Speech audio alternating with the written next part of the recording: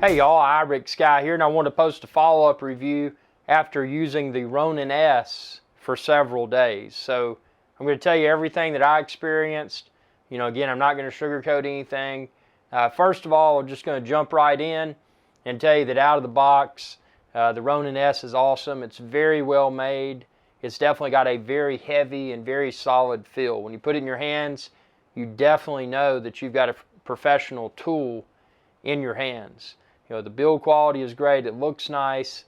With that being said, with that great build quality and just overall awesome design comes a price, and that price is the weight. It's not too big and it's not too heavy, but it's something if you're carrying it around in addition to other gear, or if you're filming for a long duration, it can start to feel heavy. I mean, even if you're a bigger dude like I am, it can start to feel heavy. The good thing is, it's a gimbal stabilizer, so it stabilizes the video. So it's not like a traditional handheld camera where your arms start to get tired and the video quality is compromised. Because with this, you've got a gimbal, it's staying stabilized regardless of how tired your arms may feel.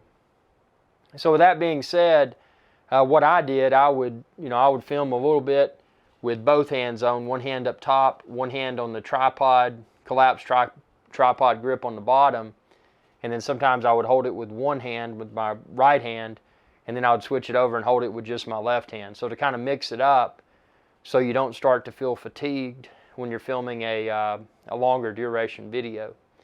Now, as far as setup was concerned, and you can check out my multiple videos, it was quite, and again, I was using it with the Sony a7 III, but it was quite a daunting task.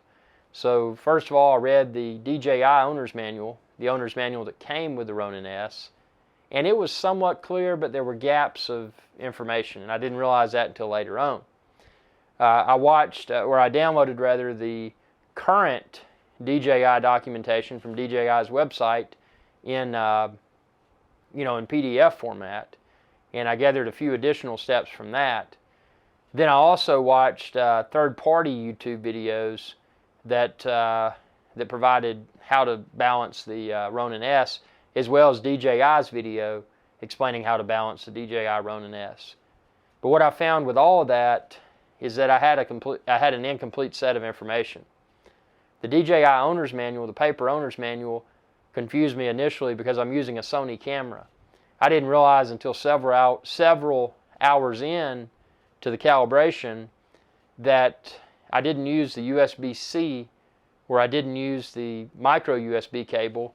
Instead, I used the third cable that looked like a cable with a little light on the end. And what that is an infrared cable, and unless the firmware software updates for the Sony cameras and or the Ronin-S, currently the only way to control a Sony camera using the Ronin-S, the stop and start record button on the Ronin-S, is to use that third piece, the infrared thing. So you've got to run this cable from the Ronin-S, bend it, and position it somewhat directly in front of the infrared sensor on your Sony. And on my Sony a7 III, it's that little rectangular looking plastic section on the grip. So it's got to be positioned in front of that. And don't confuse it with your light sensor like I did on my on one of my first tests. It's not that. It's built into the grip, to the right side, the grip on the right side of the a7 III. So that was a point of frustration and confusion, but once I got it aligned, it worked. But sometimes, even though it's properly aligned, it's hit or miss. I had to hit record a second time, or maybe even a third time, to make it stop or start. So it wasn't without finickiness. So that was one of the initial challenges, and then getting it balanced, because if your Ronin-S isn't balanced, you're not going to get the footage, regardless of how well you can ninja walk or whatever, and we'll get to that here in a minute. If your Ronin-S isn't balanced, you're not going to get the results that it's capable of providing. So again, I referred to documentation, I referred to online videos, both from DJI and third parties, and comments from my viewers here on the Irish Guy's Adventure channel where you're watching this, youtube.com/IrixGuy. And by piecing all of that information together, and after performing multiple balances of the Ronin-S, I was finally able to achieve what looked really good. Really good stabilized video with the A7 III. But although it was really good to have such a high-end and good-looking piece of equipment, I didn't feel that it was good enough. And where I noticed it, and check out my videos with the Ronin-S, my more recent ones that are somewhat perfectly balanced, but you'll notice, especially where there's one where I'm walking by a wall with a lot of graffiti on the wall, you'll notice intermittently there's kind of a stutter, like a pan stutter. It's kind of like that. And that completely ruins the effect, in my opinion. Now, maybe there's a setting to adjust that. That segues me into the, after I achieved what I felt was somewhat perfect balance for the Ronin-S, I went into the app. I had some people say, hey man, set the motors to high. And then I heard other people say, hey man, set them to low. But the consensus opinion was whatever setting, whatever strength you set the motors to allow an auto-tune. So initially I did high and auto-tuned, and I found with the high setting, my camera at times would flop around violently. And a lot of people attributed that to the high motor setting. So then what I did, I put it down to a medium, and I ended up settling with a low setting. So I set it on low, and then I did the auto-tune, and of course did the balance check, and it said everything's, what's the word it used, was exceptional or excellent, whatever buzzword it used for the balance. And it said all the axis, each axis point was perfectly balanced or excellent balance, whatever it said. So even with that being the case, when I took it in the field, I was still getting that, that stutter, the pan stutter, I guess you would say, from left to right. And that's even if I wasn't panning with the joystick. If I was just walking, if I was walking without my hand depressing the trigger, or if I was walking with not my hand, but if I was walking without my finger rather, pressing the trigger, or if I was walking with my hand just on the grip and not even touching the trigger, I was getting the same wonkiness, and I didn't like it. And I mean, I know a lot of people watch this and be like, man, that footage is great, but if you really dive in and critique it, it's not 100% perfect. And to have such a high quality tool and to not be able to achieve 100% optimal quality, it was a disappointment for me, especially considering I'm using bleeding edge camera technology. I'm using A7 III. That's a common camera. There shouldn't be this many challenges associated with balancing a gimbal for a popular and current model camera. If I was DJI, what I would have done before I released this, number one, I would have made sure that with Sony Alpha that the USB-C and/or micro USB would allow communications with the Ronin-S's grip, because that's so much cleaner. And to have to put on that that little infrared sensor, it just kind of felt like an afterthought. I've talked to some people that use the GH5, the Panasonic Lumix GH5, which is a great camera, but obviously since I'm in the Sony ecosystem and I love Sony, I've used Panasonic Lumix in the past and I liked it, but I like Sony more. And there's no way I can pick up another camera just to use for this use case, to use for the Ronin-S. So I'm stuck with Sony, which is a good thing. I love Sony, but with that being the case, I'm using the Ronin-S. It just kind of feels like it's almost like they treated Sony as an afterthought, which I don't understand that, because there's a ton, at least my opinion is, there's a ton of Sony Alpha users out there.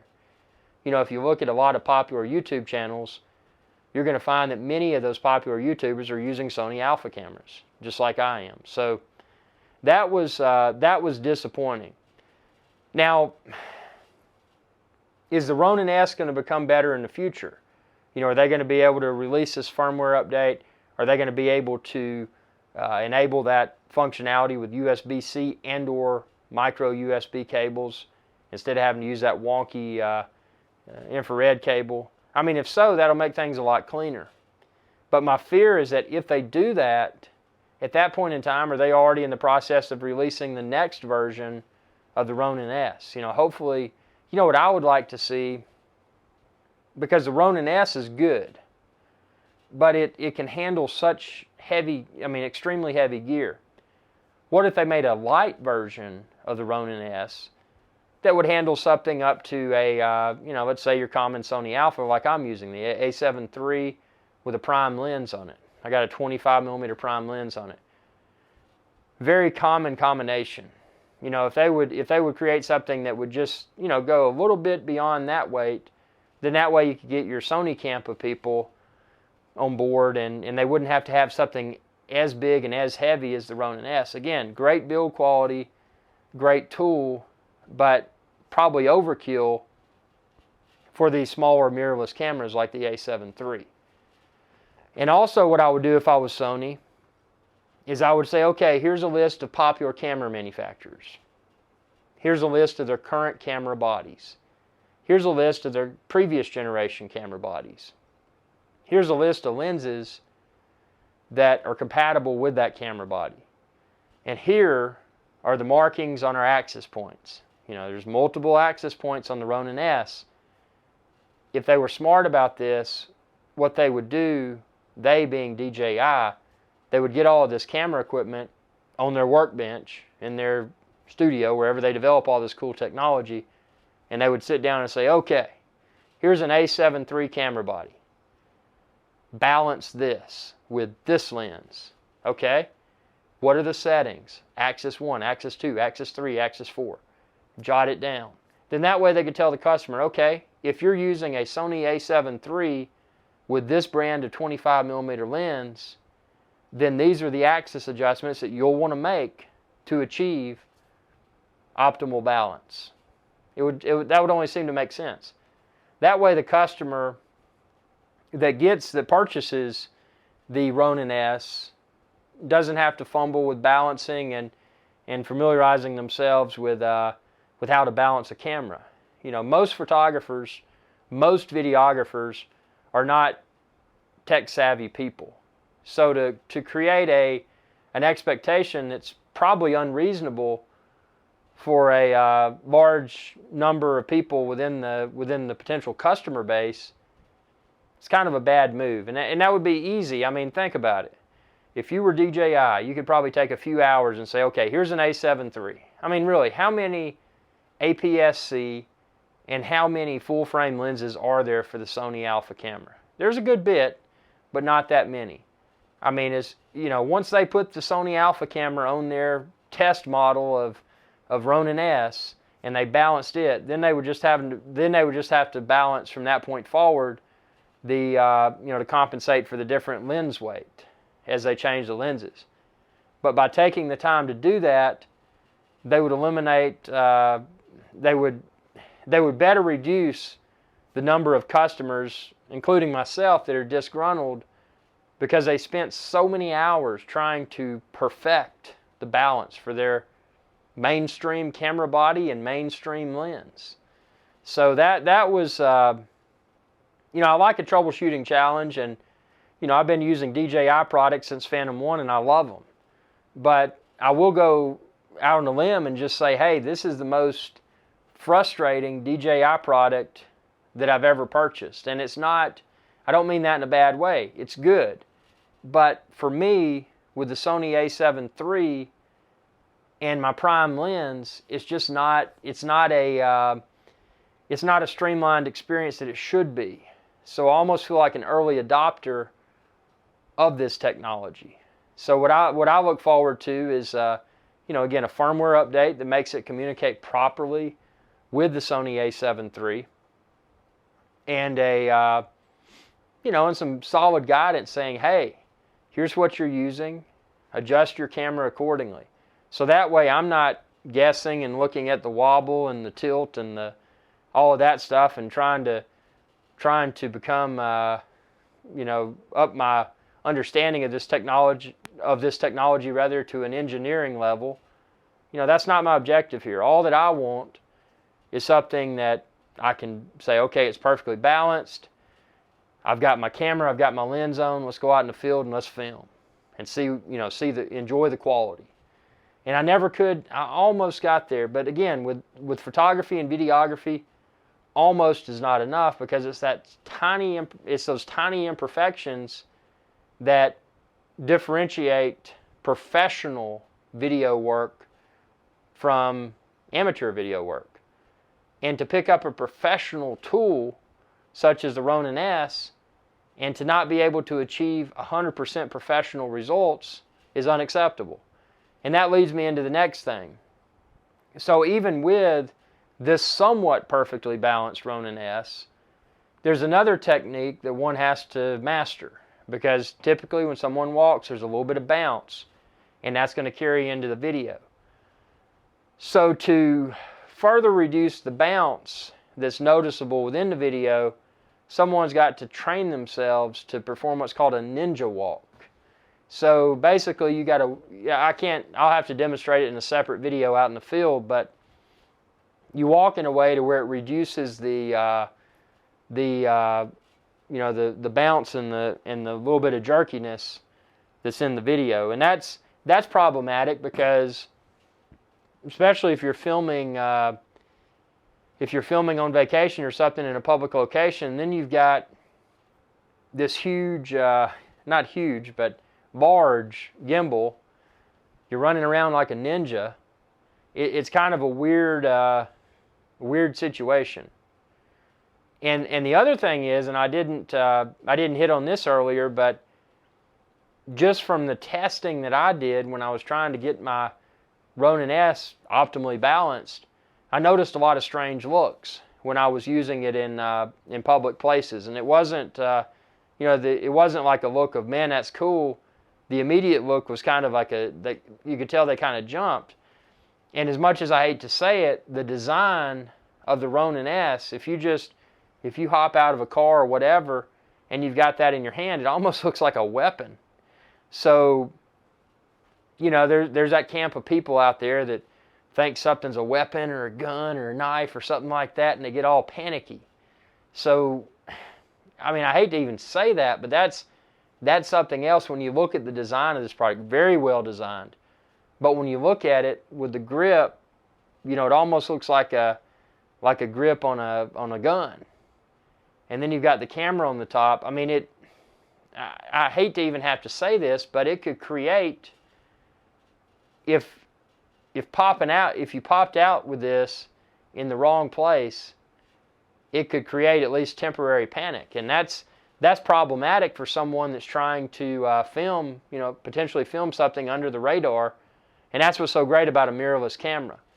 You can take a mirrorless camera almost anywhere, pop it out, film high quality 4K video, and more than likely people are just going to think you're a dude with a camera. They're not going to think it's anything special or professional. But when you put it on that Ronin-S, it definitely draws a lot more attention. So that's something else to consider. Now the advantage obviously is that, unlike a drone, it doesn't fly, so you don't have to deal with potential drone regulations if you're using a handheld gimbal. So it enables people to film in places where a drone may not be permissible. But I will tell you, if given the option to fly a drone or use a gimbal, I would definitely go with the drone, because the drone takes a human element out of the picture. You don't have to ninja walk. You don't have you don't have to handhold it. You're just holding a very lightweight controller and you're flying the drone. It's smoother. And to take things a notch further, and I've demonstrated this with my Mavic Air. Check out my video if you haven't. But, with the drone not powered on, not without the propeller spinning, without the engines, I meant to say motors. I always say engine. But without the motor started, you can handhold that Mavic Air and you can use it as a handheld gimbal of sorts. And that looks good. Now, obviously, the disadvantage is that in that scenario, you still got a drone. So if you had people around that were trying to create a ruckus, they'd be like, man, you got a drone here, dude. You're not supposed to have drones here. You could have those sorts of encounters. But also, you're not getting the high end, and in my case, a Sony Alpha camera that's just drop dead awesome video. So you're still getting good video quality from the Mavic Air, but it's nowhere the caliber of Sony A7, in my case, Sony A7 III video. So I like the Ronin, and I will, and I like to keep things real on this channel, and if there's something I dislike, I'll tell you.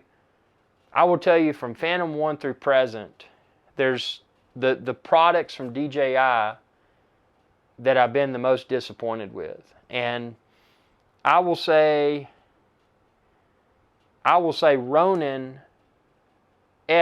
is number one. I hate to say that, but it's the number one most disappointing DJI device that I've owned.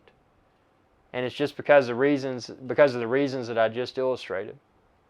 Number two most disappointing DJI device for me is kind of a toss-up between the Osmo and the Spark. Spark was disappointing for me because of the insignificant battery life, and it didn't have 4K video or a 3-axis gimbal. The Osmo was disappointing because it could have been better. And I understand that's where they're going with with the Ronin-S. What I would like to see at an affordable price point, what I would like to see is a Ronin-S style device, something in the middle, something in between Osmo and the Ronin-S. Give us two things. Give us something that's smaller and lighter that we can attach our Sony Alpha camera to. But also give us the option to purchase a smaller and lighter one-handed gimbal that has a semi-high-end camera on it. So, DJI has acquired Hasselblad. Why not make an affordable Hasselblad camera that comes pre-mounted on a gimbal system? That way you don't have to deal with the balancing. Put a little thing on there so you can add your external microphone, whatever you want to add. Just rig it out like you want to. That would be really cool. But I like what Ronin-S did for the Ronin family. I mean, no longer do they have the two-handed deals that you got to fumble with. They've got something that's, one stick. Now, obviously, you're probably going to find that you're putting both hands on it.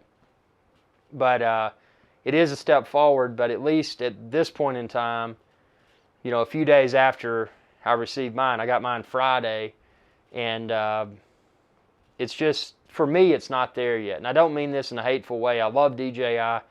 DJI is my favorite drone manufacturer on the market today. But I'm a little disappointed with this. And a lot of people will criticize me and have criticized me, like, man, you didn't know what you were doing. But you know what? That's a fair statement, because when I first balanced it, I didn't. But when I pieced all the information together, I feel very confident that I know a lot about the Ronin-S. Now, I don't know as much as the engineers that designed the Ronin-S, but I feel confident that I know more about the Ronin-S than most people out there. And with that being said, I feel justified making this video and stating, my opinions about the Ronin-S. Now, that's not to say I'm throwing in the towel, but it is saying that, I look forward to the firmware updates, and again, more appropriate documentation for how to balance your Ronin-S, and taking a lot of the guesswork out of it, because that's been the biggest pain point for me, and I'm sure it's a pain point for a lot of people. By no means am I saying it's not worth it, especially if you've got a GH5. I bet that thing's sweet. Being able to use the little USB cable to connect to it. I mean, that would be a sweet setup. But for Sony Alpha, at least right now, it just feels, for such a premium solution, it just feels kind of piecemealed, and I don't like that. I don't like that at all. But I mean, I'm trying to think of anything else about it that was kind of weird.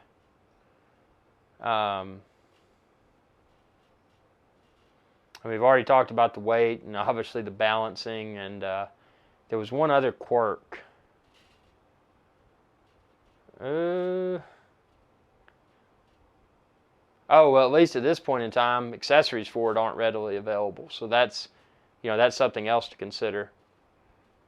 There was something else, and I can't even think of it right now, but it was kind of significant. Oh yeah, the batteries aren't replaceable. I mean, the battery's built into the grip, so I don't know if it's a situation where they'll sell additional grips in the future. Supposedly the battery life's really good though, like maybe 10 hours or so. So I don't know if that's if that's that big of a concern. But oh yeah, and traveling with it, I mean, even though it breaks down, it's still going to occupy a large amount of space. So that's something else to take into consideration. I mean, if you're just wanting to get B-roll, you may want to look at something just small, lightweight, and cheap, like the Osmo Mobile 2, and just use your smartphone for B-roll. I know that's nowhere near the quality level of a dedicated camera system like a Sony Alpha camera, but you know, just something to chew on if travel weight is a concern for you. So I hope this video was of value. Again, I'm not trying to steer you away. If you're looking for the Ronin-S, check the link within this video's description. You can find the Ronin-S there. You can find the camera body that I use, the 25mm lens that I use, and a whole lot more. So thanks for watching, and be sure to subscribe. YouTube.com/iRickSky. Y'all have a good day. Hey y'all, iRickSky here. If you enjoyed this video, please be sure to subscribe, like, and share. It's viewers like you that enable my channel to continue to grow. Thank you.